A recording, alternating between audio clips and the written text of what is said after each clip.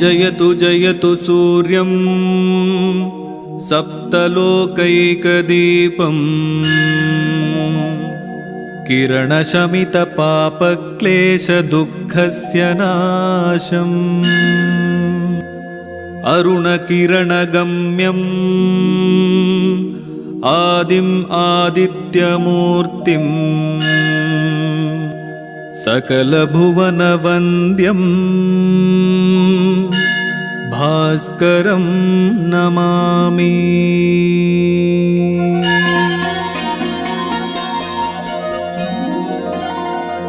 ततो युद्धपरिश्रान्तं समरे चिन्तया स्थितं रावणं चाग्रतो दृष्ट्वा युद्धाय समुपस्थितम् दैवतैश्च समागम्य द्रष्टुमभ्यागतोरणम्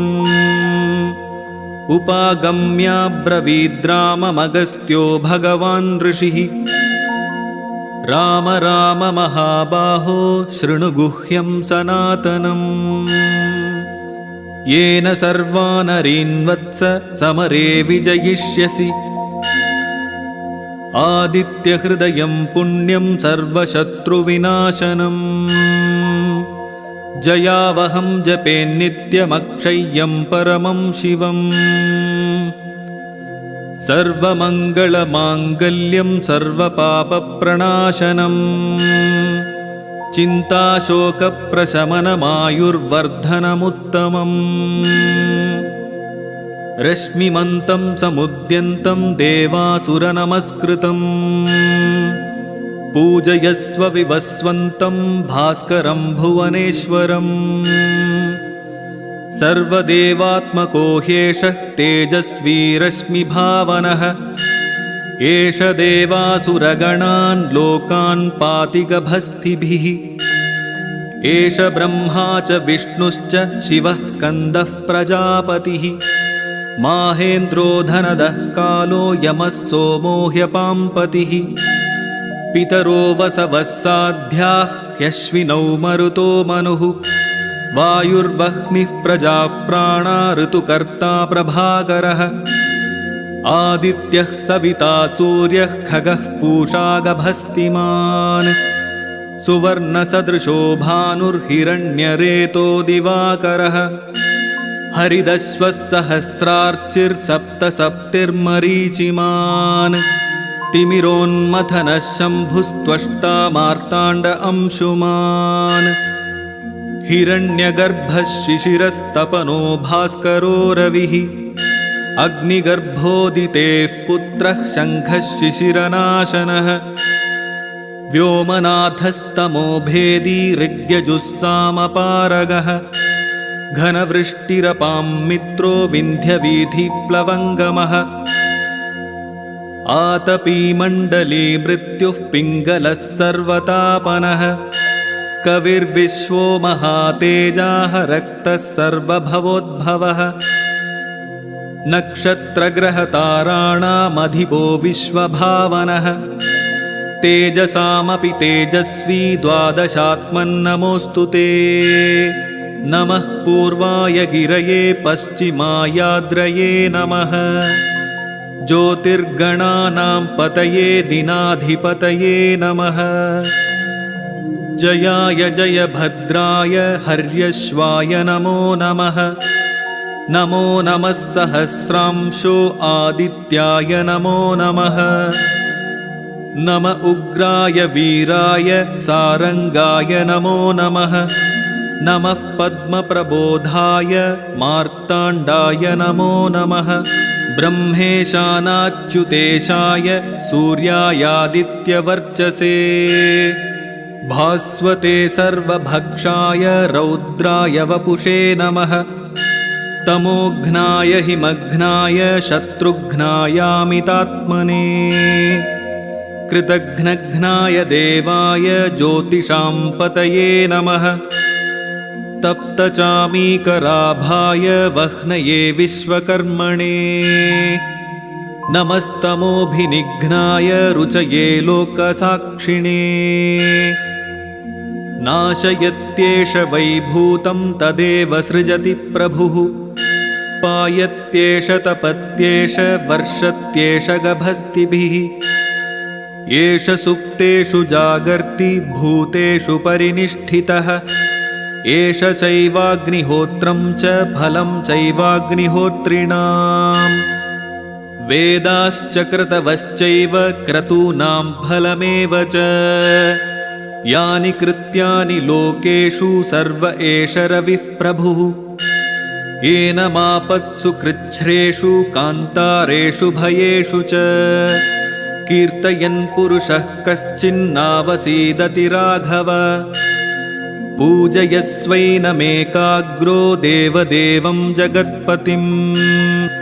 एतत्त्रिगुणितं जप्त्वा युद्धेषु विजयिष्यसि अस्मिन् क्षणे महाबाहो रावणं त्वं वधिष्यसि एवमुक्त्वा ततोऽगस्त्यो जगाम च यथागतम् एतच्छुत्वा महातेजाः नष्टशोको भवत्तदा धारयामास सुप्रीतो राघवः प्रयतात्मवान् आदित्यं प्रेक्ष्य जप्त्वा तु परं हर्षमवाप्तवान् त्रिराचम्य शुचिर्भूत्वा धनुरादाय वीर्यवान् रावणं प्रेक्ष्य हृष्टात्मा युद्धाय समुपागमत् सर्वयत्नेन महता वधे तस्य धृतोऽभवत् जयतु जयतु सूर्यं सप्तलोकैकदीपम् किरणशमितपापक्लेशदुःखस्य नाशम् अरुणकिरणगम्यम् आदिम् आदित्यमूर्तिम् सकलभुवनवन्द्यम् भास्करं नमामि।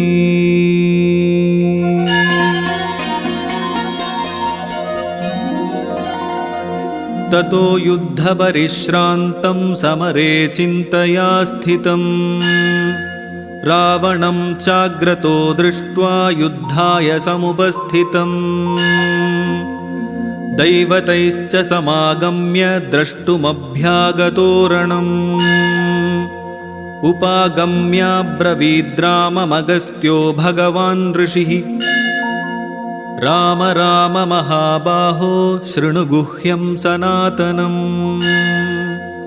येन सर्वानरीन् वत्स समरे विजयिष्यसि आदित्यहृदयं पुण्यं सर्वशत्रुविनाशनम्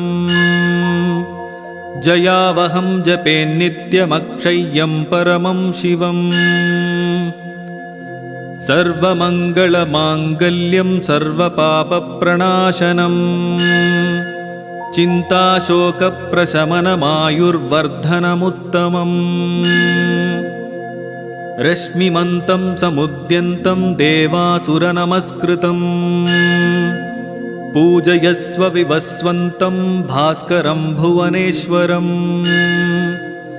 सर्वदेवात्मको ह्येषः तेजस्वी रश्मिभावनः एष देवासुरगणान् लोकान् पाति गभस्तिभिः एष ब्रह्मा च विष्णुश्च शिवः स्कन्दः प्रजापतिः माहेन्द्रो धनदः कालो यमः सोमो ह्यपाम्पतिः पितरो वसवः साध्याः ह्यश्विनौ मरुतो मनुः वायुर्वह्निः प्रजाप्राणा ऋतुकर्ता प्रभाकरः आदित्यः सविता सूर्यः खगः पूषा गभस्तिमान् सुवर्णसदृशो भानुर्हिरण्यरेतो दिवाकरः हरिदश्वः सहस्रार्चिर्सप्तसप्तिर्मरीचिमान् तिमिरोन्मथनः शम्भुस्त्वष्टा मार्ताण्ड अंशुमान् हिरण्यगर्भः शिशिरस्तपनो भास्करो रविः अग्निगर्भोदितेः पुत्रः शङ्खः शिशिरनाशनः व्योमनाथस्तमो भेदी ऋग्यजुस्सामपारगः घनवृष्टिरपां मित्रो विन्ध्यवीथिप्लवङ्गमः आतपीमण्डले मृत्युः पिङ्गलः सर्वतापनः कविर्विश्वो महातेजाः रक्तः सर्वभवोद्भवः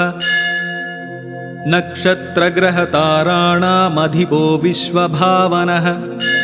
तेजसामपि तेजस्वी द्वादशात्मन्नमोऽस्तु ते नमः पूर्वाय गिरये पश्चिमायाद्रये नमः ज्योतिर्गणानां पतये दिनाधिपतये नमः जयाय जयभद्राय हर्यश्वाय नमो नमः नमो नमः सहस्रांशो आदित्याय नमो नमः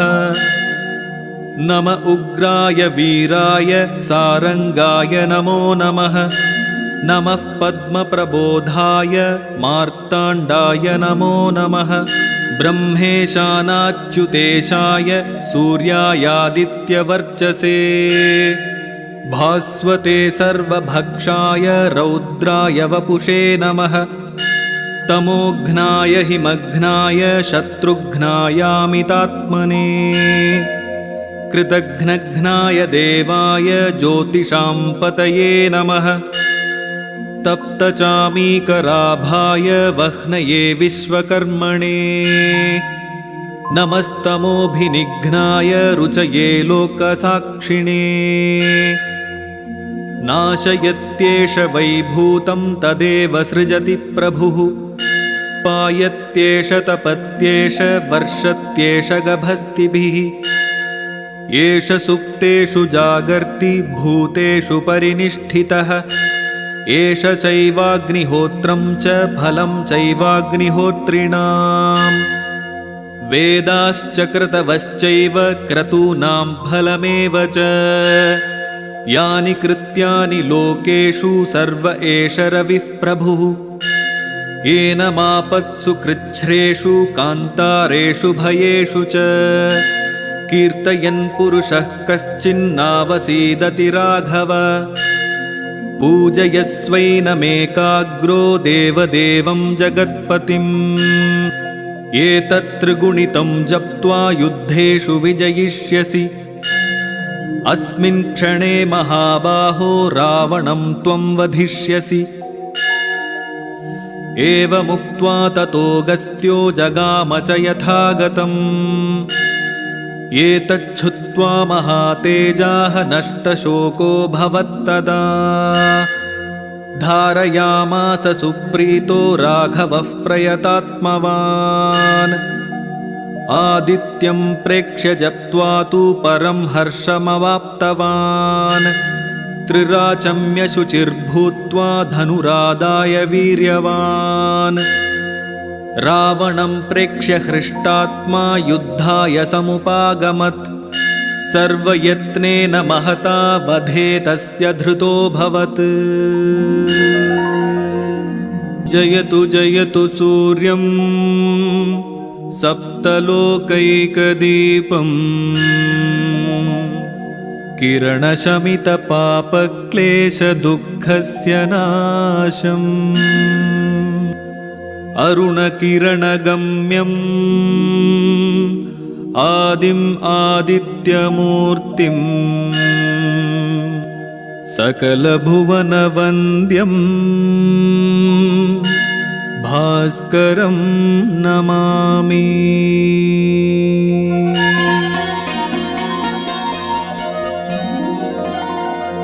ततो युद्धपरिश्रान्तं समरे चिन्तया स्थितम् रावणं चाग्रतो दृष्ट्वा युद्धाय समुपस्थितम् दैवतैश्च समागम्य द्रष्टुमभ्यागतोरणम् उपागम्याब्रवीद्राममगस्त्यो भगवान् ऋषिः राम राम महाबाहो शृणु गुह्यं सनातनम् येन सर्वानरीन् वत्स समरे विजयिष्यसि आदित्यहृदयं पुण्यं सर्वशत्रुविनाशनम् जयावहं जपेन्नित्यमक्षय्यं परमं शिवम् सर्वमङ्गलमाङ्गल्यं सर्वपापप्रणाशनम्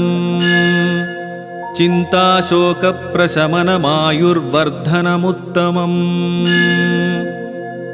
रश्मिमन्तं समुद्यन्तं देवासुरनमस्कृतम् पूजयस्व विवस्वन्तं भास्करं भुवनेश्वरम् सर्वदेवात्मको ह्येषः तेजस्वी रश्मिभावनः एष देवासुरगणान् लोकान् पाति गभस्तिभिः एष ब्रह्मा च विष्णुश्च शिवः स्कन्दः प्रजापतिः माहेन्द्रो धनदः कालो यमः सोमो ह्यपाम्पतिः पितरो वसवः साध्याः ह्यश्विनौ मरुतो मनुः वायुर्वह्निः प्रजाः प्राणा ऋतुकर्ता प्रभाकरः आदित्यः सविता सूर्यः खगः पूषा गभस्तिमान् सुवर्णसदृशो भानुर्हिरण्यरेतो दिवाकरः हरिदश्वः सहस्रार्चिर्सप्तसप्तिर्मरीचिमान् तिमिरोन्मथनः शम्भुस्त्वष्टा मार्ताण्ड अंशुमान् हिरण्यगर्भः शिशिरस्तपनो भास्करो रविः अग्निगर्भोदितेः पुत्रः शङ्खः शिशिरनाशनः व्योमनाथस्तमो भेदी ऋग्यजुस्सामपारगः घनवृष्टिरपां मित्रो विन्ध्यवीथिप्लवङ्गमः आतपीमण्डले मृत्युः पिङ्गलः सर्वतापनः कविर्विश्वो महातेजाः रक्तः सर्वभवोद्भवः नक्षत्रग्रहताराणामधिपो विश्वभावनः तेजसामपि तेजस्वी द्वादशात्मन्नमोऽस्तु ते नमः पूर्वाय गिरये पश्चिमायाद्रये नमः ज्योतिर्गणानां पतये दिनाधिपतये नमः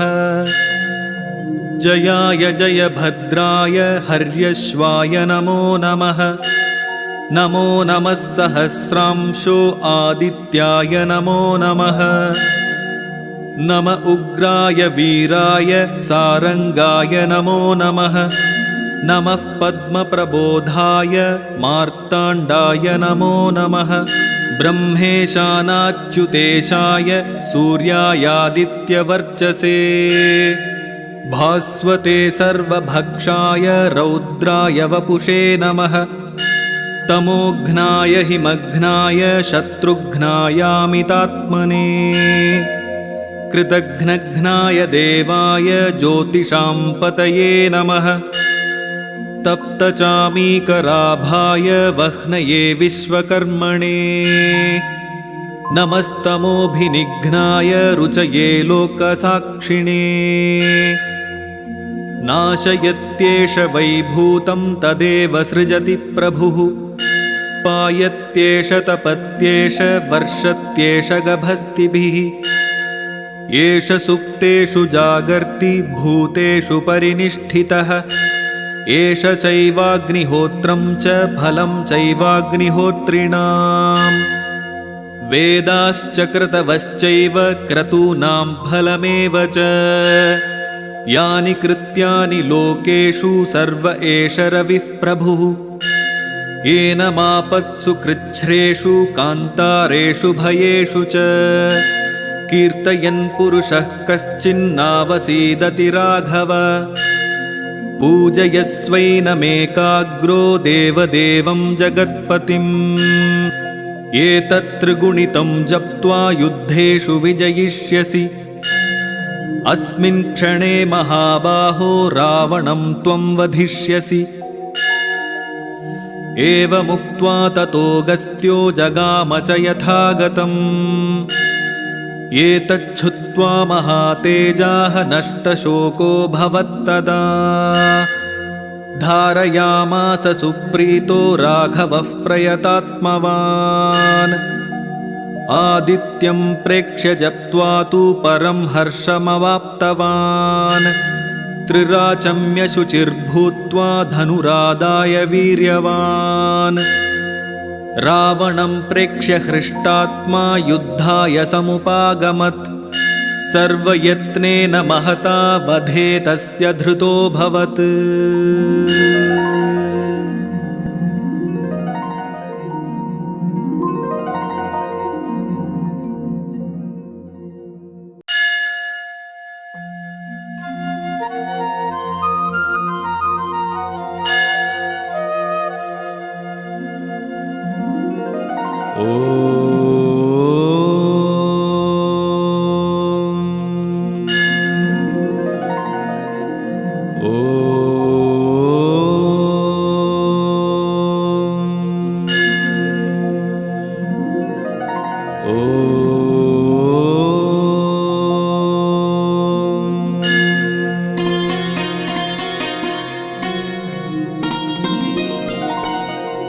जयतु जयतु सूर्यं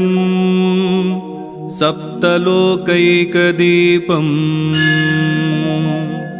किरणशमितपापक्लेशदुःखस्य नाशम् अरुणकिरणगम्यम् आदिम् आदित्यमूर्तिम् सकलभुवनवन्द्यम् भास्करं नमामि।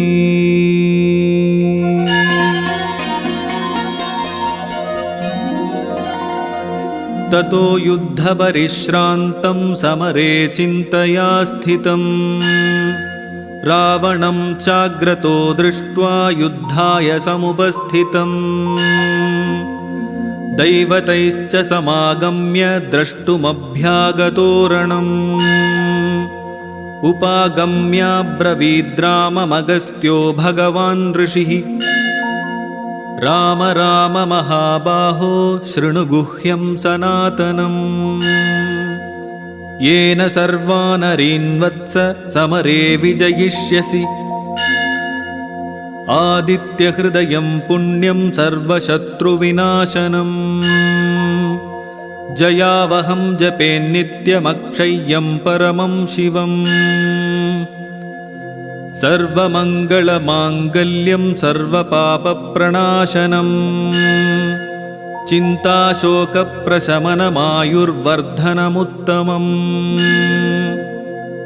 रश्मिमन्तं समुद्यन्तं देवासुरनमस्कृतम् पूजयस्व विवस्वन्तं भास्करं भुवनेश्वरम् सर्वदेवात्मको ह्येषः तेजस्वी रश्मिभावनः एष देवासुरगणान् लोकान् पाति गभस्तिभिः एष ब्रह्मा च विष्णुश्च शिवः स्कन्दः प्रजापतिः माहेन्द्रो धनदः कालो यमः सोमो ह्यपाम्पतिः पितरो वसवः साध्याः ह्यश्विनौ मरुतो मनुः वायुर्वह्निः प्रजाः प्राणा ऋतुकर्ता प्रभाकरः आदित्यः सविता सूर्यः खगः पूषा गभस्तिमान् सुवर्णसदृशो भानुर्हिरण्यरेतो दिवाकरः हरिदश्वः सहस्रार्चिर्सप्तसप्तिर्मरीचिमान् तिमिरोन्मथनः शम्भुस्त्वष्टा मार्ताण्ड अंशुमान् हिरण्यगर्भः शिशिरस्तपनो भास्करो रविः अग्निगर्भोदितेः पुत्रः शङ्खः शिशिरनाशनः व्योमनाथस्तमो भेदी ऋग्यजुस्सामपारगः घनवृष्टिरपां मित्रो विन्ध्यवीथिप्लवङ्गमः आतपीमण्डले मृत्युः पिङ्गलः सर्वतापनः कविर्विश्वो महातेजाः रक्तः सर्वभवोद्भवः नक्षत्रग्रहताराणामधिपो विश्वभावनः तेजसामपि तेजस्वी द्वादशात्मन्नमोऽस्तु ते नमः पूर्वाय गिरये पश्चिमायाद्रये नमः ज्योतिर्गणानां पतये दिनाधिपतये नमः जयाय जयभद्राय हर्यश्वाय नमो नमः। नमो नमः सहस्रांशो आदित्याय नमो नमः। नम उग्राय वीराय सारंगाय नमो नमः। नमः पद्मप्रबोधाय मार्ताण्डाय नमो नमः।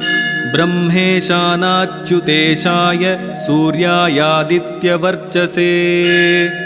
भास्वते सर्वभक्षाय रौद्राय वपुषे नमः। तमोघ्नाय हिमघ्नाय शत्रुघ्नायामितात्मने कृतघ्नघ्नाय देवाय ज्योतिषां पतये नमः। तप्तचामीकराभाय वह्नये विश्वकर्मणे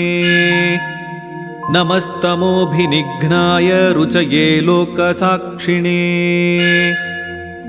नाशयत्येष वैभूतं तदेव सृजति प्रभुः। पायत्येष तपत्येष वर्षत्येष गभस्तिभिः। एष सुप्तेषु जागर्ति भूतेषु परिनिष्ठितः। एष चैवाग्निहोत्रं च फलं चैवाग्निहोत्रिणाम्। वेदाश्च क्रतवश्चैव क्रतूनां फलमेव च। यानि कृत्यानि लोकेषु सर्व एष रविः प्रभुः। येनमापत्सु कृच्छ्रेषु कान्तारेषु भयेषु च कीर्तयन् पुरुषः कश्चिन्नावसीदति राघव। पूजयस्वैनमेकाग्रो देवदेवं जगत्पतिम्। एतत्त्रिगुणितं जप्त्वा युद्धेषु विजयिष्यसि। अस्मिन् क्षणे महाबाहो रावणं त्वं वधिष्यसि। एवमुक्त्वा ततोऽगस्त्यो जगाम च यथागतम्। एतच्छुत्वा महातेजाः नष्टशोको भवत्तदा। धारयामास सुप्रीतो राघवः प्रयतात्मवान्। आदित्यं प्रेक्ष्य जप्त्वा तु परं हर्षमवाप्तवान्।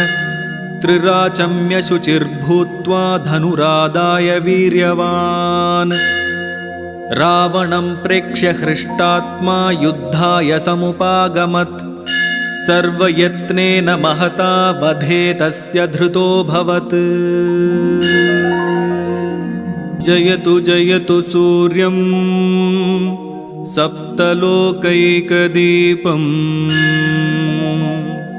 किरणशमितपापक्लेशदुःखस्य नाशम्। अरुणकिरणगम्यम् आदिम् आदित्यमूर्तिम्। सकलभुवनवन्द्यम् भास्करं नमामि।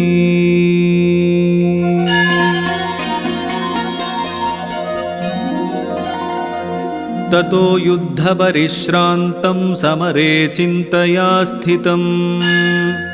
रावणं चाग्रतो दृष्ट्वा युद्धाय समुपस्थितम्। दैवतैश्च समागम्य द्रष्टुमभ्यागतोरणम्। उपागम्याब्रवीद्राममगस्त्यो भगवान् ऋषिः। राम राम महाबाहो शृणु गुह्यं सनातनम्। येन सर्वानरीन् वत्स समरे विजयिष्यसि। आदित्यहृदयं पुण्यं सर्वशत्रुविनाशनम्। जयावहं जपेन्नित्यमक्षय्यं परमं शिवम्। सर्वमङ्गलमाङ्गल्यं सर्वपापप्रणाशनम्। चिन्ताशोकप्रशमनमायुर्वर्धनमुत्तमम्। रश्मिमन्तं समुद्यन्तं देवासुरनमस्कृतम्। पूजयस्व विवस्वन्तं भास्करं भुवनेश्वरम्। सर्वदेवात्मको ह्येषः तेजस्वी रश्मिभावनः। एष देवासुरगणान् लोकान् पाति गभस्तिभिः। एष ब्रह्मा च विष्णुश्च शिवः स्कन्दः प्रजापतिः माहेन्द्रो धनदः कालो यमः सोमो ह्यपाम्पतिः पितरो वसवः साध्याः ह्यश्विनौ मरुतो मनुः वायुर्वह्निः प्रजाः प्राणा ऋतुकर्ता प्रभाकरः आदित्यः सविता सूर्यः खगः पूषा गभस्तिमान् सुवर्णसदृशो भानुर्हिरण्यरेतो दिवाकरः हरिदश्वः सहस्रार्चिर्सप्तसप्तिर्मरीचिमान् तिमिरोन्मथनः शम्भुस्त्वष्टा मार्ताण्ड अंशुमान् हिरण्यगर्भः शिशिरस्तपनो भास्करो रविः अग्निगर्भोदितेः पुत्रः शङ्खः शिशिरनाशनः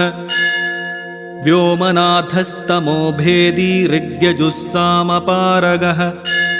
घनवृष्टिरपां मित्रो विन्ध्यवीथिप्लवङ्गमः आतपीमण्डले मृत्युः पिङ्गलः सर्वतापनः कविर्विश्वो महातेजाः रक्तः सर्वभवोद्भवः नक्षत्रग्रहताराणामधिपो विश्वभावनः तेजसामपि तेजस्वी द्वादशात्मन्नमोऽस्तु ते नमः पूर्वाय गिरये पश्चिमायाद्रये नमः ज्योतिर्गणानां पतये दिनाधिपतये नमः जयाय जयभद्राय हर्यश्वाय नमो नमः नमो नमः सहस्रांशो आदित्याय नमो नमः नम उग्राय वीराय सारंगाय नमो नमः नमः पद्मप्रबोधाय मार्ताण्डाय नमो नमः ब्रह्मेशानाच्युतेशाय सूर्यायादित्यवर्चसे भास्वते सर्वभक्षाय रौद्राय वपुषे नमः तमोघ्नाय हिमघ्नाय शत्रुघ्नायामितात्मने कृतघ्नघ्नाय देवाय ज्योतिषां पतये नमः तप्तचामीकराभाय वह्नये विश्वकर्मणे नमस्तमोभिनिघ्नाय रुचये लोकसाक्षिणे नाशयत्येष वैभूतं तदेव सृजति प्रभुः पायत्येष तपत्येष वर्षत्येष गभस्तिभिः एष सुप्तेषु जागर्ति भूतेषु परिनिष्ठितः एष चैवाग्निहोत्रं च फलं चैवाग्निहोत्रिणाम् वेदाश्च क्रतवश्चैव क्रतूनां फलमेव च यानि कृत्यानि लोकेषु सर्व एष रविः प्रभुः येन मापत्सु कृच्छ्रेषु कान्तारेषु भयेषु च कीर्तयन् पुरुषः कश्चिन्नावसीदति राघव पूजयस्वैनमेकाग्रो देवदेवं जगत्पतिम् एतत्त्रिगुणितं जप्त्वा युद्धेषु विजयिष्यसि अस्मिन् क्षणे महाबाहो रावणं त्वं वधिष्यसि एवमुक्त्वा ततोऽगस्त्यो जगाम च यथागतम् एतच्छुत्वा महातेजाः नष्टशोको भवत्तदा धारयामास सुप्रीतो राघवः प्रयतात्मवान् आदित्यं प्रेक्ष्य जप्त्वा तु परं हर्षमवाप्तवान् त्रिराचम्य शुचिर्भूत्वा धनुरादाय वीर्यवान् रावणं प्रेक्ष्य हृष्टात्मा युद्धाय समुपागमत् सर्वयत्नेन महता वधे तस्य धृतोऽभवत् जयतु जयतु सूर्यं सप्तलोकैकदीपम् किरणशमितपापक्लेशदुःखस्य नाशम् अरुणकिरणगम्यम् आदिम् आदित्यमूर्तिम् सकलभुवनवन्द्यं भास्करं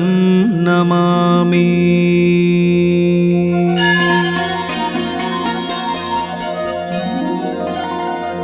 ततो युद्धपरिश्रान्तं समरे चिन्तया स्थितं रावणं चाग्रतो दृष्ट्वा युद्धाय समुपस्थितं दैवतैश्च समागम्य द्रष्टुमभ्यागतोरणम् उपागम्याब्रवीद्राममगस्त्यो भगवान् ऋषिः राम राम महाबाहो शृणु गुह्यं सनातनम् येन सर्वानरीन् वत्स समरे विजयिष्यसि आदित्यहृदयं पुण्यं सर्वशत्रुविनाशनम् जयावहं जपेन्नित्यमक्षय्यं परमं शिवम् सर्वमङ्गलमाङ्गल्यं सर्वपापप्रणाशनम् चिन्ताशोकप्रशमनमायुर्वर्धनमुत्तमम् रश्मिमन्तं समुद्यन्तं देवासुरनमस्कृतम् पूजयस्व विवस्वन्तं भास्करं भुवनेश्वरम् सर्वदेवात्मको ह्येषः तेजस्वी रश्मिभावनः एष देवासुरगणान् लोकान् पाति गभस्तिभिः एष ब्रह्मा च विष्णुश्च शिवः स्कन्दः प्रजापतिः माहेन्द्रो धनदः कालो यमः सोमो ह्यपाम्पतिः पितरो वसवः साध्याः ह्यश्विनौ मरुतो मनुः वायुर्वह्निः प्रजाः प्राणा ऋतुकर्ता प्रभाकरः आदित्यः सविता सूर्यः खगः पूषा गभस्तिमान् सुवर्णसदृशो भानुर्हिरण्यरेतो दिवाकरः हरिदश्वः सहस्रार्चिर्सप्तसप्तिर्मरीचिमान् तिमिरोन्मथनः शम्भुस्त्वष्टा मार्ताण्ड अंशुमान् हिरण्यगर्भः शिशिरस्तपनो भास्करो रविः अग्निगर्भोदितेः पुत्रः शङ्खः शिशिरनाशनः व्योमनाथस्तमो भेदी ऋग्यजुस्सामपारगः घनवृष्टिरपां मित्रो विन्ध्यवीथिप्लवङ्गमः आतपीमण्डले मृत्युः पिङ्गलः सर्वतापनः कविर्विश्वो महातेजाः रक्तः सर्वभवोद्भवः नक्षत्रग्रहताराणामधिपो विश्वभावनः तेजसामपि तेजस्वी द्वादशात्मन्नमोऽस्तु ते नमः पूर्वाय गिरये पश्चिमायाद्रये नमः ज्योतिर्गणानां पतये दिनाधिपतये नमः जयाय जयभद्राय हर्यश्वाय नमो नमः नमो नमः सहस्रांशो आदित्याय नमो नमः नम उग्राय वीराय सारंगाय नमो नमः नमः पद्मप्रबोधाय मार्ताण्डाय नमो नमः ब्रह्मेशानाच्युतेशाय सूर्यायादित्यवर्चसे भास्वते सर्वभक्षाय रौद्राय वपुषे नमः तमोघ्नाय हिमघ्नाय शत्रुघ्नायामितात्मने कृतघ्नघ्नाय देवाय ज्योतिषां पतये नमः तप्तचामीकराभाय वह्नये विश्वकर्मणे नमस्तमोभिनिघ्नाय रुचये लोकसाक्षिणे नाशयत्येष वैभूतं तदेव सृजति प्रभुः पायत्येष तपत्येष वर्षत्येष गभस्तिभिः एष सुप्तेषु जागर्ति भूतेषु परिनिष्ठितः एष चैवाग्निहोत्रं च फलं चैवाग्निहोत्रिणाम् वेदाश्च क्रतवश्चैव क्रतूनां फलमेव च यानि कृत्यानि लोकेषु सर्व एष रविः प्रभुः येनमापत्सु कृच्छ्रेषु कान्तारेषु भयेषु च कीर्तयन् पुरुषः कश्चिन्नावसीदति राघव पूजयस्वैनमेकाग्रो देवदेवं जगत्पतिम् एतत्त्रिगुणितं जप्त्वा युद्धेषु विजयिष्यसि अस्मिन् क्षणे महाबाहो रावणं त्वं वधिष्यसि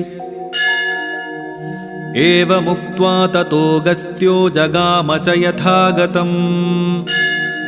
एतच्छ्रुत्वा महातेजाः नष्टशोको भवत्तदा धारयामास सुप्रीतो राघवः प्रयतात्मवान् आदित्यं प्रेक्ष्य जप्त्वा तु परं हर्षमवाप्तवान् त्रिराचम्य शुचिर्भूत्वा धनुरादाय वीर्यवान् रावणं प्रेक्ष्य हृष्टात्मा युद्धाय समुपागमत् सर्वयत्नेन महता वधे तस्य धृतोऽभवत्।